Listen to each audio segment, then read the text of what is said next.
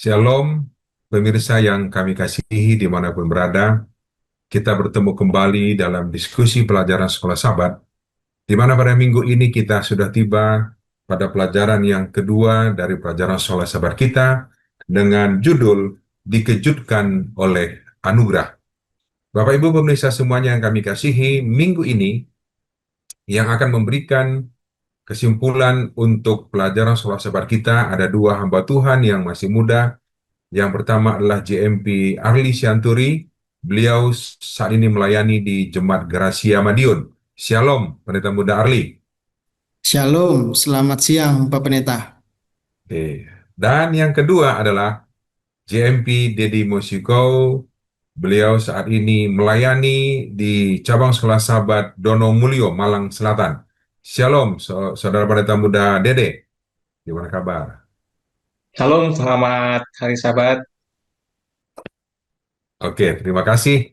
Dan kedua hamba Tuhan yang masih muda ini akan memberikan kesimpulan untuk pelajaran kita sepanjang minggu ini. Bapak Ibu, pemirsa yang kami kasihi, siaran ini kami sampaikan dari Studio Voice of Seven Jalan Tanjung Anom nomor 7 dari kantor Konferensi Jawa Kawasan Timur, kerjasama Departemen Komunikasi dan Departemen Sekolah Sabat dari Konferensi Jawa Kawasan Timur. Pemirsa yang kami kasih, kami dengan senang hati, bila mana ada di antara kita yang rindu untuk didoakan atau belajar firman Tuhan, dapat menghubungi nomor WA yang ada di layar Bapak Ibu semuanya, dan tim kami akan dengan senang hati untuk dapat melayani rohani, kebutuhan rohani daripada Bapak Ibu sedang kami kasihi. Judul daripada pelajaran kita pada sepanjang minggu ini, pelajaran yang kedua adalah dikejutkan oleh anugerah. Namun sebelumnya kita akan berdoa terlebih dahulu. Kami mengundang Pendeta Muda Dede untuk menyampaikan doa buka. Silakan. Sama-sama satu dalam doa. Bapa di sorga, terima kasih Tuhan buat kesempatan di hari ini yang Kau masih berikan kepada kami untuk bersama-sama mendiskusikan akan pelajaran sekolah Sabat. Kiranya Tuhan boleh memimpin kami dengan Roh Kudus-Mu, sehingga apa yang kami diskusikan boleh menjadi berkat bagi kehidupan kami masing-masing secara khusus kepada umat-umat-Mu yang menyaksikan akan siaran ini. Berkati hamba Tuhan, Pendeta Sino Haji yang akan memandu akan diskusi ini, kiranya Tuhan boleh berikan Roh Kudus kepada beliau sehingga pada saat ini kami boleh membawakannya dengan penuh sukacita atas berkat pertolongan Tuhan. Di dalam nama Tuhan Yesus kami berdoa dan mengucap syukur. Amin. Amin. Terima kasih, Pendeta Muda Dede. Pemirsa, pada sepanjang minggu ini yang menjadi ayat inti atau ayat hafalan dari pelajaran sekolah sahabat kita adalah terdapat dalam Ibrani 11 ayat yang ke-31.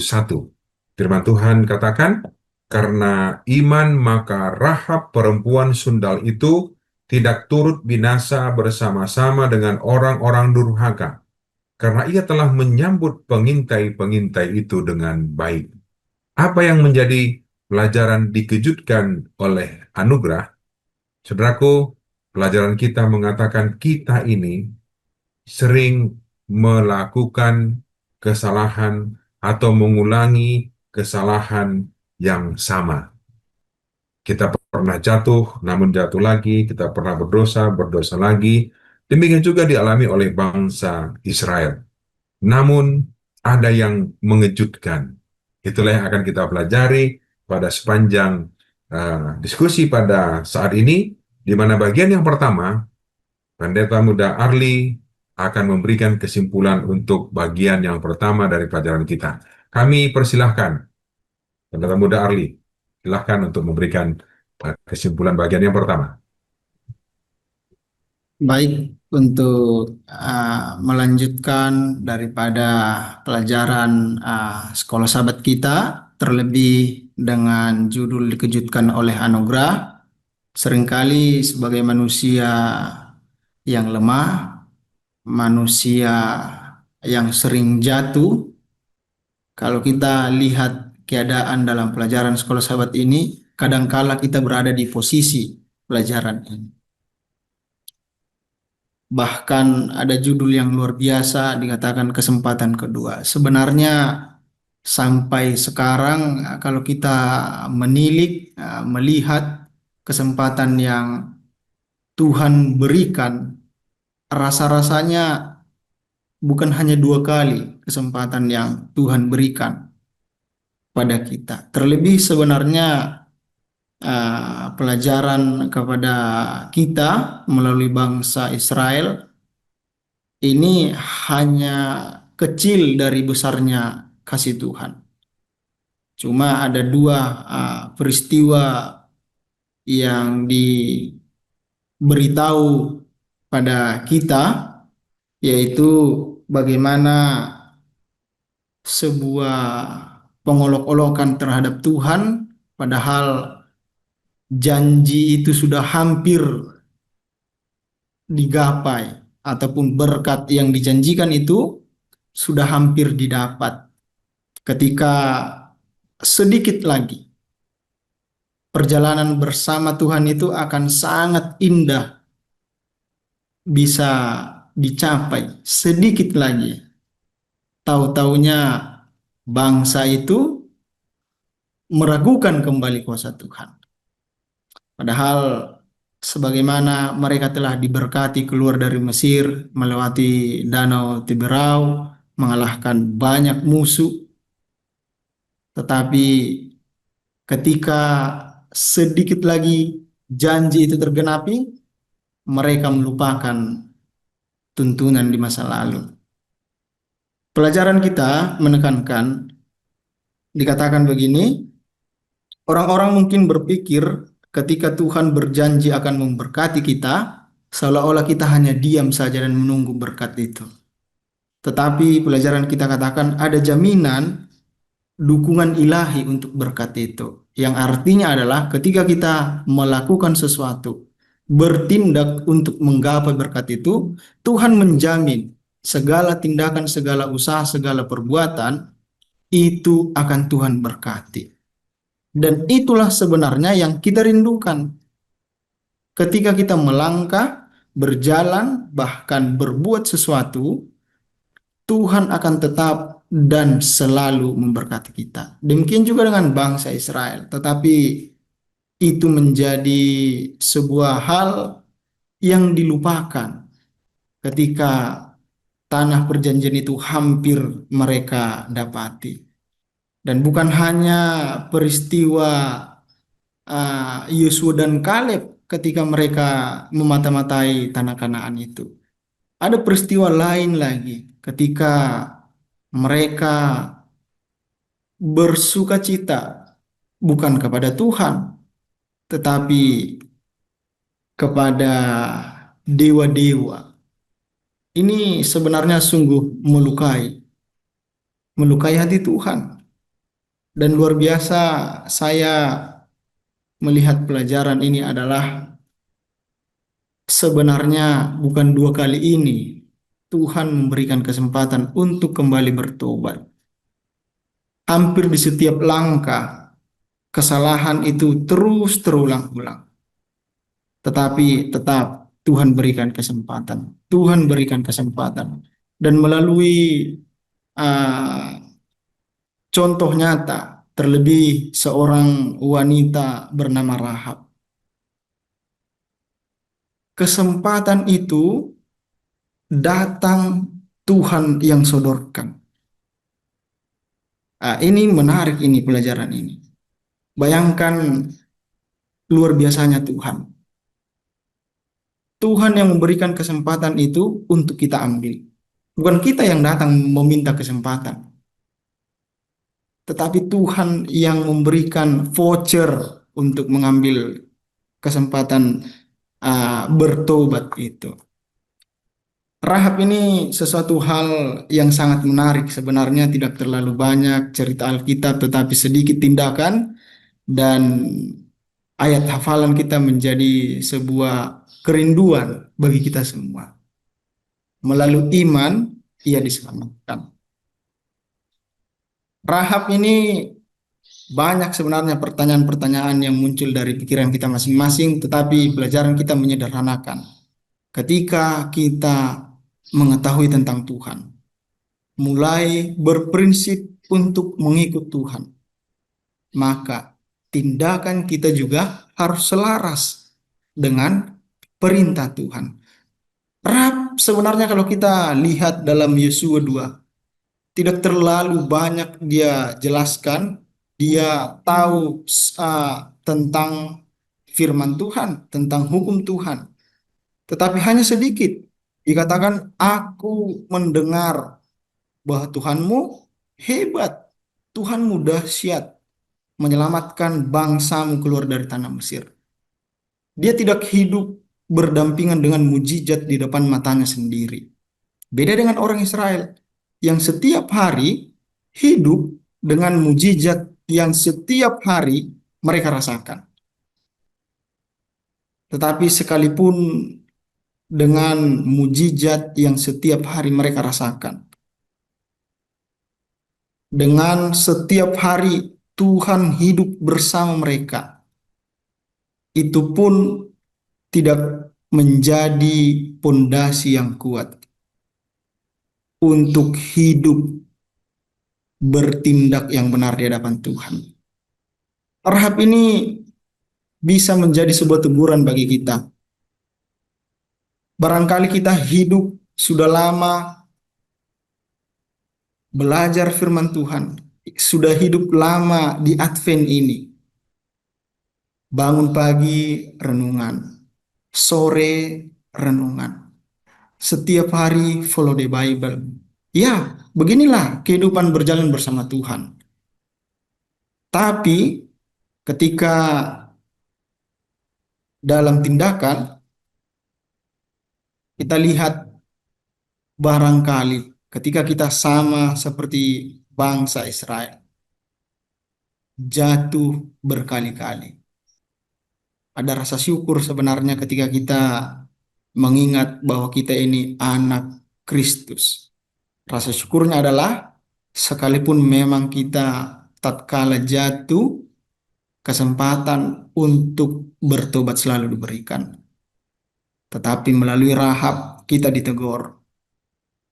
Tak terlalu setiap hari dia hidup merasakan mujizat, merasakan pengalaman dengan Tuhan, tetapi hanya sedikit, bahkan melalui pendengaran ia bertindak setia, bukan hanya setia, tapi teguh.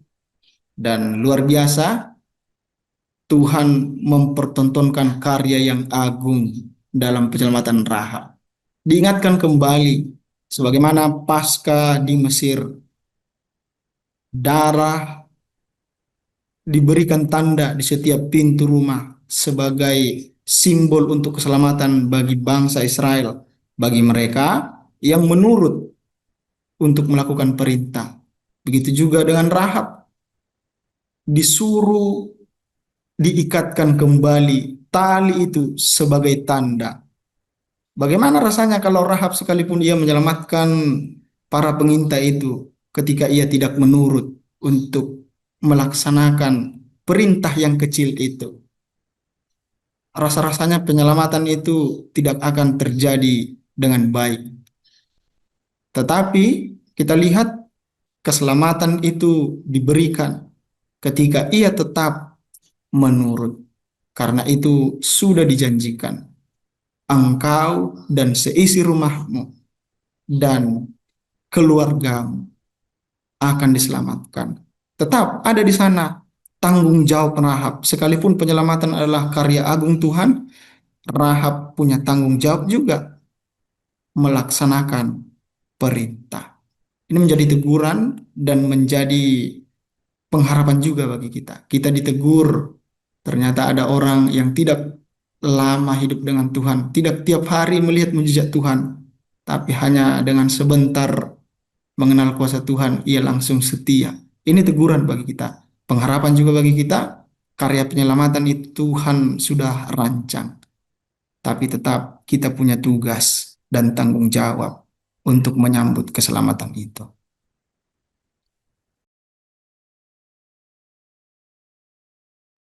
Oke, terima kasih Pendeta Muda Arli. Yang mana tadi pemirsa sekalian kalau kita menyimak, ada satu yang ingin saya ulangi lagi bahwa keselamatan, anugerah atau kasih karunia itulah dari Tuhan dan keselamatan sepenuhnya adalah karunia Tuhan. Tetapi kita juga memiliki peran dalam penurutan. Satu kutipan ingin saya bacakan sebelum Pendeta Muda Dede melanjutkan. Ellen White mengatakan dalam Alfa Omega, jilid 1, halaman 2, halaman 323. Oleh penurutan, orang banyak harus memberikan bukti akan iman mereka itu. Demikian pula semua orang yang berharap akan diselamatkan oleh jasa-jasa darah Kristus harus menyadari bahwa mereka sendiri mempunyai sesuatu untuk dilakukan demi memperoleh keselamatan mereka. Memang benar, hanya Kristus yang dapat menebus kita dari hukuman pelanggaran. Tetapi kita juga harus berpaling dari dosa kepada penurutan. Manusia diselamatkan oleh iman, bukan oleh pekerjaan, tetapi imannya harus ditunjukkan oleh perbuatannya. Jadi, kasih karunia, anugerah yang mengejutkan itu Tuhan berikan kepada siapa saja. Tetapi kita juga harus menyambut keselamatan itu dengan penurutan. Oke, pemirsa, Bapak Ibu sekalian, kita akan mendengarkan lagi tambahan, ringkasan, kesimpulan pelajaran kita untuk pelajaran kedua ini, di mana Pendeta Muda Dede Yusuf akan memberikan kesimpulan bagian yang kedua. Kami berikan kesempatan, silakan. Baik, terima kasih kepada Pendeta Muda Adli Sianturi yang sudah membahas akan pembahasan kita di pendahuluan tadi, bagaimana seorang yang dikatakan sebagai seorang pendosa di tanah Kanaan, dia mendapatkan satu voucher keselamatan yang tidak disangka-sangka. Voucher itu diberikan dengan penuh sukacita. Bapak Ibu Saudara sekalian, pelajaran sekolah sahabat kita juga bukan hanya membahas mengenai seorang wanita Kanaan yang bernama Rahab. Pelajaran sekolah sahabat kita selanjutnya ini akan membahas mengenai sebuah hal penting mengenai penduduk yang mana bangsa Israel ketika di dalam perjalanannya tidak menghabiskan seluruh bangsa ini. Dan di samping itu, kalau kita melihat di dalam pelajaran sekolah sahabat kita,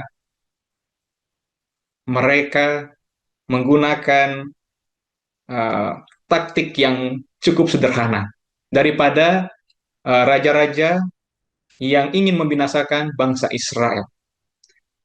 Dan kalau kita melihat taktik yang mereka berikan ini adalah sebuah taktik uh, perjanjian yang mereka lakukan kepada bangsa Israel. Dan kalau kita menyimak juga uh, pelajaran sekolah sahabat kita ini mengungkapkan bahwa sebuah tindakan yang bisa juga dikatakan sebagai tindakan yang licik ataupun banyak akal, tetapi kalau kita mendengar istilah-istilah itu berkonotasi makna yang negatif. Pelajaran sekolah sahabat kita menerangkan dengan begitu jelas bahwa tindakan licik juga bisa bersifat positif. Ini yang menjadi satu perenungan bagi saya dan kita semua.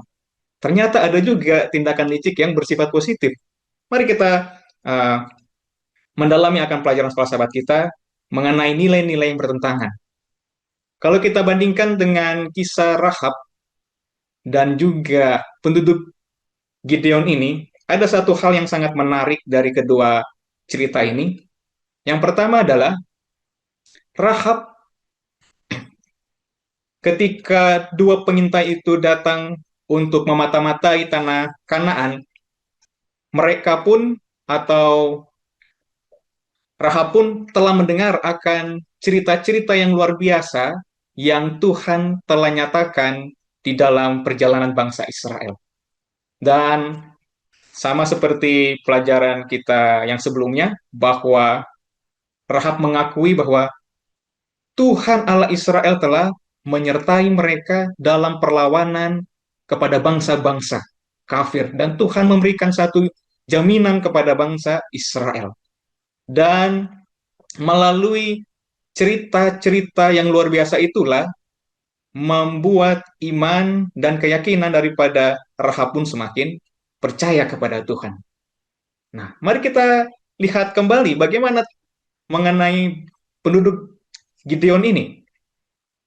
Hal yang sama juga terjadi kepada penduduk Gideon. Kalau kita membaca dalam kitab Yosua pasal 9 ayat 1 sampai 20, di sana menjelaskan dengan begitu luar biasa bahwa mereka sampai-sampai merendahkan diri mereka untuk mendapatkan belas kasihan dari bangsa Israel. Sampai apa dikatakan? Mereka memakai kasut yang robek dan mereka memberi bekal yang dilapisi dengan karung yang sudah usang-usang. Bapak Ibu Saudara sekalian, betapa luar biasanya kalau kita lihat kisah orang Gideon ini, ketika mereka mau mencari keselamatan, mereka harus mengubah penampilannya. Mereka tidak membawa kekuatan yang mereka miliki untuk menentang bangsa Israel. Pelajaran yang menarik dari pelajaran kita, ketika kita mengakui akan keterbatasan kita untuk mendapatkan belas kasihan dari Yang Maha Tinggi, memang hal yang wajib bagi saya dan saudara sekalian untuk merendahkan diri supaya mendapatkan belas kasihan. Itu sebabnya cerita di dalam kitab Yosua ini merupakan satu gambaran juga mengenai kita orang berdosa. Orang-orang yang sedang menantikan kasih karunia itu. Dan kalau kita membaca lebih lanjut lagi dalam kitab Yosua ini, sampai-sampai dikatakan apa? Ketika bangsa Israel itu tahu bahwa mereka adalah seorang yang menyusup, sampai-sampai mereka menipu, dan tidak disangka-sangka sebenarnya mereka itu harus dihukum mati. Tetapi apa? Tetapi mereka telah mengikat perjanjian. Untuk apa? Bekerja. Bapak Ibu Saudara sekalian, ini yang sangat menarik. Ketika pemimpin-pemimpin bangsa Israel meminta orang-orang Gideon ini diperbudak menjadi seorang pembelah kayu dan juga penimba air di dalam perbaktian penyembahan kepada Allah yang benar. Kita mengetahui bahwa orang-orang Gideon ini adalah orang-orang yang kafir. Orang-orang yang tidak mengenal kebenaran, orang-orang yang menyembah berhala. Tetapi tidak menjadi satu batasan bagi mereka untuk mengenalkan akan kebenaran. Oleh karena itu tidak salah kalau pelajaran sekolah sahabat kita dikejutkan oleh anugerah. Ini memberikan satu gambaran kepada saya dan kita semua, Bapak Ibu Saudara sekalian, bahwa kebenaran itu bukanlah hanya diberikan kepada kelompok tertentu. Keselamatan itu bukan diberikan kepada kelompok A atau kelompok B, melainkan keselamatan itu diberikan kepada semua orang. Itu sebabnya gambaran mengenai Rahab dan juga orang Gideon ini adalah satu gambaran kondisi saya dan saudara sekalian di dunia ini. Kita sedang berlomba-lomba mencari kebenaran, tetapi kebenaran itu sebenarnya ada di depan kita, tetapi karena apa?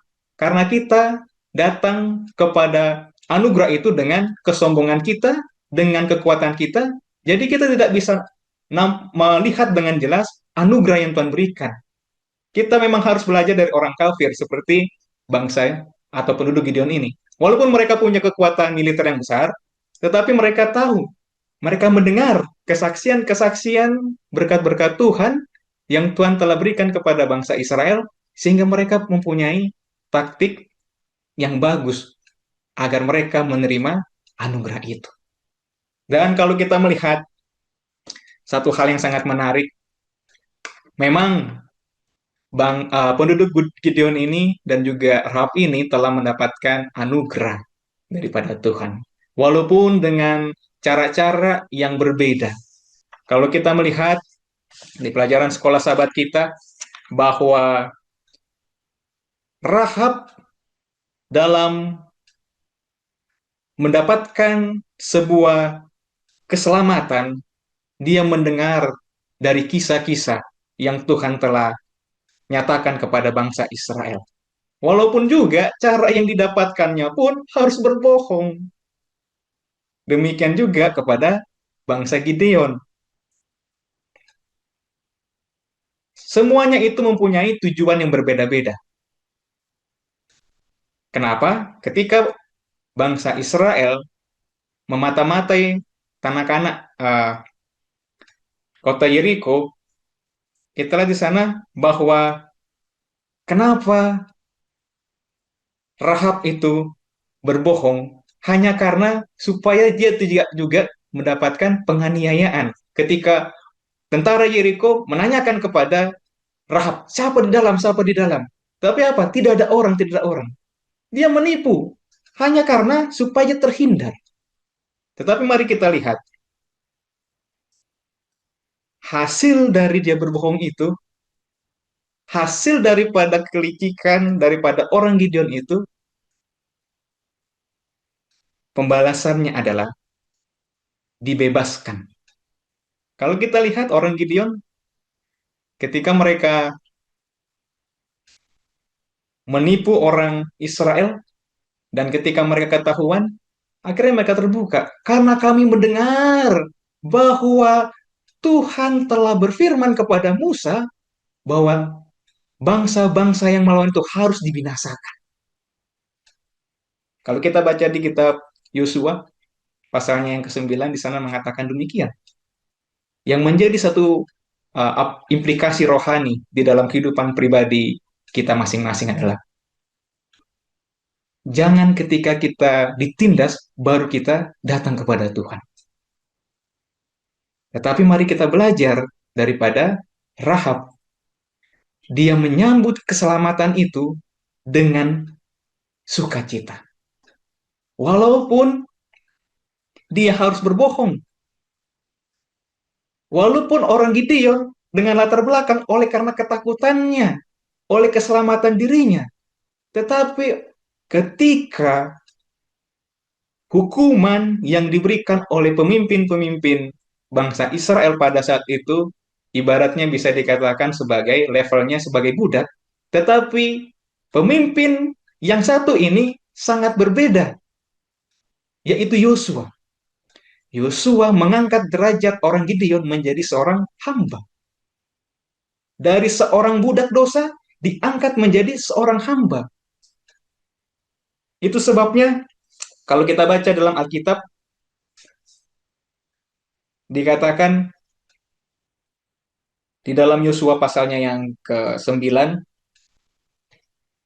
ayat 27, dan pada waktu itu Yosua menjadikan mereka tukang belah kayu dan tukang timba air untuk umat itu dan untuk mezbah Tuhan sampai sekarang di tempat yang akan dipilih.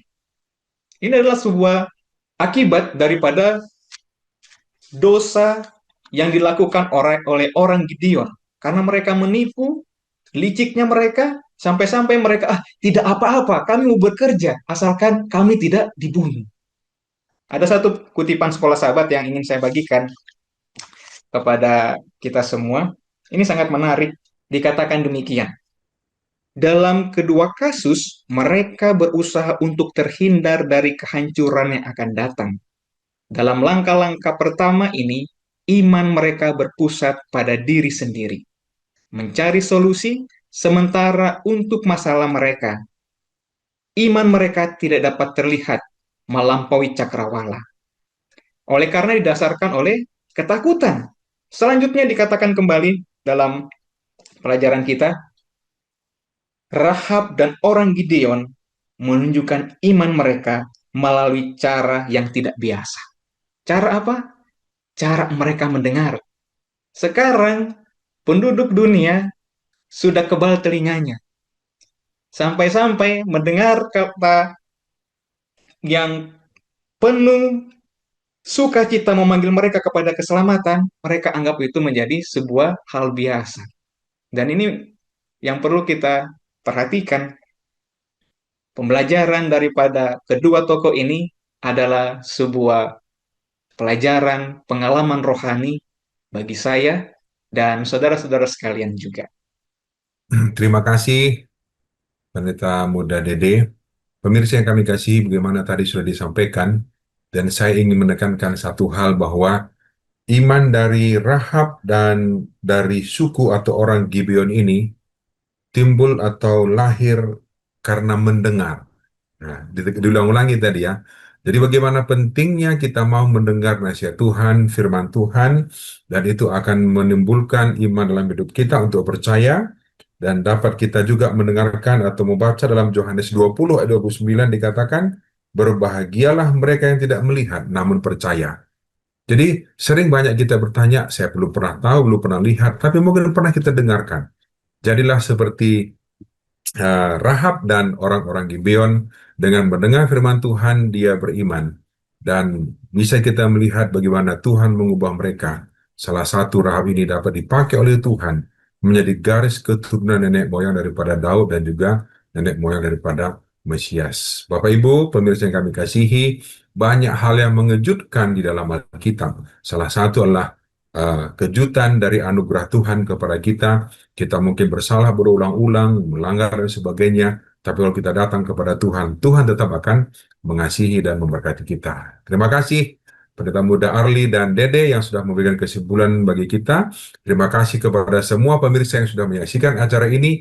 Kiranya dengan pertolongan Tuhan dapat menjadi berkat bagi kita semuanya. Dan kita akan bertemu kembali pada minggu yang akan datang dalam pelajaran yang ketiga. Tuhan memberkati. Kita akan tutup dalam doa. Pendeta Muda Arli Sianturi akan pimpin kita dalam doa. Silakan. Kita bersatu dalam doa.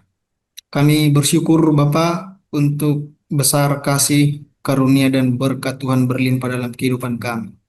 Biarlah segenap pelajaran yang telah kami dengarkan bisa mengubahkan kami, bahkan meneguhkan hati kami untuk semakin bersemangat, untuk semakin bersuka cita, untuk menurut perintah Tuhan. Pimpin kami di sepanjang hari ini, ampuni kami orang berdosa, dalam nama Yesus kami berdoa. Amin. Amin. Terima kasih sekali lagi Pendeta Muda Arli dan Dede. Dan terima kasih kepada semua pemirsa. Sampai ketemu lagi. Tuhan memberkati.